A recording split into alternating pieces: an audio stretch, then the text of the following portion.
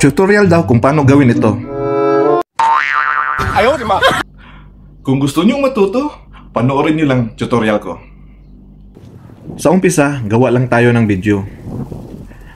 Maglalakad. Kunwari, nakita yung katawan ko, nakalutang sa ere. Tapos, i-check kunwari kung hindi ba sumayad yung mga paa sa lupa. At lipat lang sa kaliwa para tatalunan yung katawan na nakalutang sa ere. Pag okay na, lipat na tayo sa CapCut. Inad ko kaagad sa CapCut ang draft video. Tapos scroll lang sa unahan. Piliin kung saan bago lumitaw galing sa likod ng van na sasakyan. I-highlight ang video clip at pindutin ang split. I-highlight sa kaliwang clip at pindutin ang delete. Tanggalin na natin yan. Tapos scroll lang sa unahan doon sa kung saan tumalon ako. Habang nakaangat ang mga paa ko, i-highlight at hanapin ang phrase sa mga tools sa baba.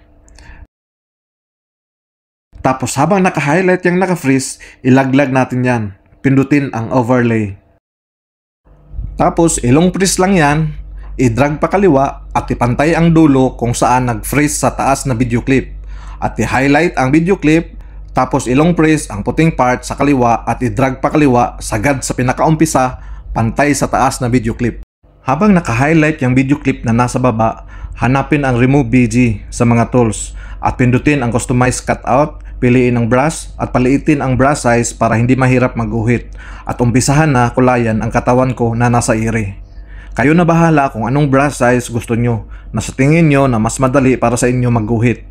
Kung naka-pro kayo, i-automatic remove BG nyo na para mas madali. Naka-pro din ako pero pinakita ko lang sa inyo paano mag-manual na guhit kung hindi naka-pro. Pag nakulayan na lahat, antayin mag-green ang cheek sa kaliwa tapos i-press ang cheek na nasa kanan. Okay na. Malapit nang matapos. Napakadali lang, di ba?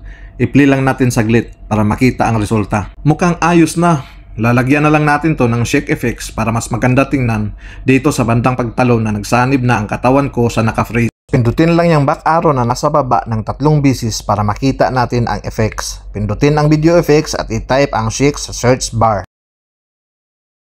Ikaw na bahala kung aling shake ang piliin mo basta maalog kunwari yung video.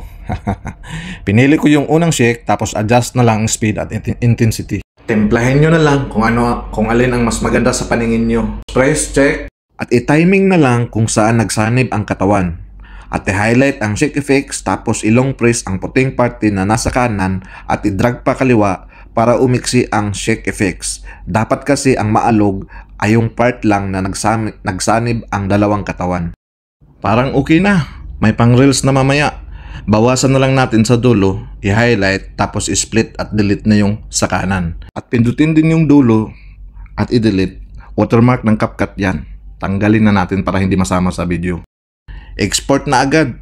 Kayo na bahala maglagay ng sound effects. Paki-follow and share na lang para ganado tayo gumawa ng mga bagong tutorial.